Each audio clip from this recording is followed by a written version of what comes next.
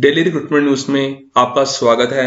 आज की जो न्यूज है वो हमारे जो स्पोर्ट्स पर्सन हैं उनके लिए बहुत बेनिफिशियल हो सकती है, क्योंकि हमारी मिनिस्ट्री ऑफ होम अफेयर्स ने कुछ पोस्टेस आउट की हैं।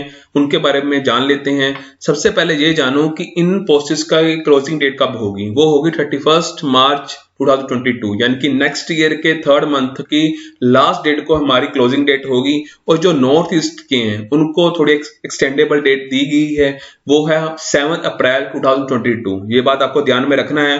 और जो वैकेंसीज आउट हुई हैं वो हुई हैं स्पोर्ट्स पर्सन्स के लिए, है ना। स्पोर्ट्स पर्सन्स और वुमेन्स के लिए जो मैरिड में है ना। जो मैरिड में हमें मैन स्पोर्ट्स पर्सन देखने को मिलते हैं और वुमेन देखने को मिलती हैं, उनके लिए ये वैकेंसीज आउट हुई हैं। ये बात आपको ध्यान में रखना है। और बता दूं, जो इसमें वैकेंसीज देखने को मिलेगी टोटल, वो देखने को मिलेंगी 249। ये बात आपको ध्यान में रखना है। और जो किस पोस्ट की हम बात कर रहे हैं, हेड कांस्टेबल जनरल ड्यूटी की, यानी कि हमारे स्पोर्ट्स पर्सन मेल और फीमेल को हेड कांस्टेबल पोस्ट के लिए ही रिक्रूट किया जाएगा। ये बात आपको ध्यान में रखना होगा। और ये बात ध्यान में रखना कि इसके लिए उन्होंने बताया कि कौन कौन से डिसिप्लिन में हमें पोस्ट चाहिए, यानी कि कौन कौन स्पोर्ट्स पर्सन अप्लाई कर सकते हैं। एथलेटिक्स में आप देख सकते हैं मैन वैकेंसीज देख सकते हैं और वुमेन वैकेंसीज देख सकते हैं, है ना। 100 मीटर रेस में 1 वैकेंसी है, 200 मीटर रेस में 3 वैकेंसीज है। यानी कि ये अलग अलग हमें डिसिप्लिन में बताया गया है कि कौन कौन सी वैकेंसीज किस कैटेगरी की हैं। ओके, वुमेन में भी बताया है। ओके, ये बात आपको ध्यान में रखना है। और उसके बाद बॉक्सिंग में भी जो उनका क्राइटेरिया रहता है, तो 48 kg की हमारी 1 पोस्ट देखने को मिलेगी। यानी कि जो मतलब पार्टिसिपेट करते हैं, जो हमें देखने को मिलता है बॉक्सिंग में, उनकी सब कैटेगरी में हमें देखने को मिलता है कि 48 kg में हमें देखने को मिलते हैं। कुछ हमारे एथलीट्स जो हैं या कुछ हमारे स्पोर्ट्समैन हैं, कुछ 51 kg की बॉक्सिंग करते हैं। जो उनका क्राइटेरिया रहता है उनके मुताबिक ही पोस्टेस आउट हुई हैं। ये बात आपको ध्यान में रखना है। ऐसे करते करते हम देख सकते हैं कि हमें basketball, gymnastic, football, hockey, handball, judo, है ना। ये बात आपको ध्यान में रखना है। Kabaddi, shooting, swimming, done. So ये बात आपको ध्यान में रखना होगा। ये हमें डिफरेंट डिसिप्लिन में देख सकते हैं। और इनको और भी बता दूं कि ये प्योरली टेम्परेरी नेचर में है, बाद में जाकर ये परमानेंट हो सकती हैं। ये बात उन्होंने बता दिया है, हो सकती हैं, कहने का मतलब ये है। और इनके लिए आपका मेडिकल होना जरूरी है। ये बात आपको ध्यान में रखना होगा। उसके साथ साथ ये भी बताना है कि जो मैरिड स्पोर्ट्स पर्सन है उनको पास या विनर किसी कंपटीशन में, अच्छे कोई नेशनल कंपटीशन, इंटरनेशनल कंपटीशन में, या उनके पास मेडल होना चाहिए, कोई पोजीशन होनी चाहिए जो अगर उन्होंने अच्छा पार्टिसिपेट किया है ना। उसके बारे में भी बता रखा है।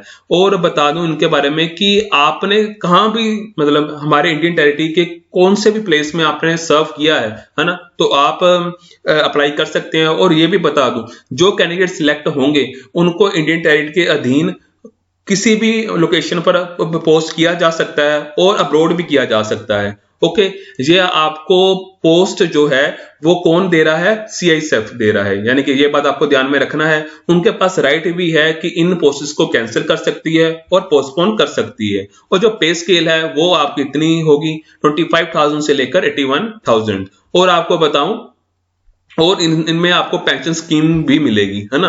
तो उनके साथ साथ आपका डोमिसाइल इंडियन सिटीजन ही होना चाहिए। जो एलिजिबिलिटी है, जो एज है जो अप्लाई करने की, वो है 18 से लेकर 23 ईयर्स। क्योंकि हम स्पोर्ट्स पर्सन की बात कर रहे हैं तो इनकी एज ही इतनी ही वैलिड होती है। ये बात आपको ध्यान में रखना है। साथ साथ और बता दूं आपको, SC और SC कैटेगरी के लिए थोड़ा सा हमें रिलैक्सेशन देखने को मिलता है।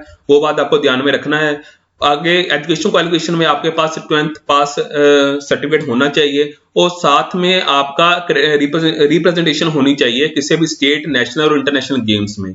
और आपका जो फिजिकल स्टैंडर्ड है फॉर ऑल कैंडिडेट्स के लिए, है ना। मैन में आपकी हाइट 167 होनी चाहिए स्पोर्ट्समैन मैन के लिए, और चेस्ट आपको 81 से 86 तक होनी चाहिए। वुमेन की हाइट 153 होनी चाहिए और चेस्ट नॉट एप्लीकेबल, है ना। तो जो रिलैक्सेशन में आते हैं, है ना, कुछ गढ़वाल्स, डोगरा कम्युनिटी के हैं, उनकी जो अलग हमने कैटेगरी है, हमारी फिजिकल स्टैंडर्ड्स 160 हाइट में, 81 चेस्ट में, 153 हाइट में, है ना, वुमेन की। ये अलग वुमेन की बात कर रहे हैं हम। उसके साथ साथ आपको बता दूं और कुछ और कैटेगरी हो जाती है, वो हमको ध्यान में रखना नहीं है ना, हमने हाईलाइट पढ़ना है। और मेडिकल स्टैंडर्ड भी होना चाहिए, ये मेडिकल बोर्ड आपको एग्जामिन करेगा, उसके बाद ये मतलब आप एलिजिबल हो पाएंगे, यानी कि आप इस पोस्ट के लिए आपको ऑफर लेटर दिया जाएगा इन सभी के बाद, है ना। मगर कुछ क्राइटेरिया ऐसा है जो अप्लाई करने के लिए होता है, जैसे कि मेडिकल स्टैंडर्ड होगा, जैसे कि फिजिकल स्टैंडर्ड होगा, उसके बाद आपका आई साइट देखी जाएगी। अगर आप इनमें से किसी में भी आपको लैकनेस है ना, तो आप अप्लाई नहीं कर पाएंगे, है ना। आपका ये सब मैयर होगा, ये बात आपको ध्यान में रखना है, ओके। क्योंकि वेट भी आपका फिजिकल मेजरमेंट के टाइम मैयर किया जाएगा, ये बात आपको ध्यान में रखना है। टैटू भी देखा जाएगा, उसके में भी हमें देखने को मिलता है कुछ क्राइटेरिया होता है कि यहाँ पर होना चाहिए, है ना। एल्बो और हैंड पर 1/4 साइज से ज्यादा नहीं होना चाहिए, है ना, उससे लेस ही होना चाहिए, ये बात आपको ध्यान में रखना होगा। उसके साथ साथ उन्होंने बताया है कि अगर आपने हेड कांस्टेबल के लिए अप्लाई करना है, तो आपका जो अगर आप इंडिविजुअल इवेंट में हो, तो आपने कहाँ का रिप्रेजेंटेशन होनी चाहिए आपकी, सीनियर जूनियर इंटरनेशनल टूर्नामेंट या जूनियर नेशनल गेम्स चैंपियनशिप, है ना, बात आपको ध्यान में रखना है। नेशनल गेम्स, नेशनल चैंपियनशिप, और अगर अगर आपने इंडिविजुअल अप्लाई किया है ना, तो any medal for the university, तब भी आप अप्लाई कर सकते हो। अगर आपने मेडल लिया है, अगर आपने गोल्ड मेडल लिया है नेशनल स्कूल गेम्स में, तब भी अप्लाई कर सकते हो। अगर आपका टीम इवेंट था, तब भी आप अप्लाई कर सकते हो। एक्सेप्शन ये है कि आपका रिप्रेजेंटेशन भी सीनियर जूनियर इंटरनेशनल कम्युनिटी में होना चाहिए, आपका कोई मेडल आपने जीता हो, ये बात आपको ध्यान में रखना हो आपकी टीम ने, है ना। तो ये बात आपको ध्यान में रखना है। आप मेडल विनिंग टीम के मेंबर हो, जिसमें हॉकी के हो फॉर एग्जांपल, उसके बाद आपका गोल्ड मेडल हो नेशनल स्कूल गेम्स में, तब भी अप्लाई आप कर सकते हो, ये बात आपको ध्यान में रखना होगा। उसके बाद कुछ और क्राइटेरिया है कि आपके पास अवार्ड सर्टिफिकेट कौन सा होना चाहिए, ये बात आप डिटेल में देख सकते हैं पीडीएफ में, ओके।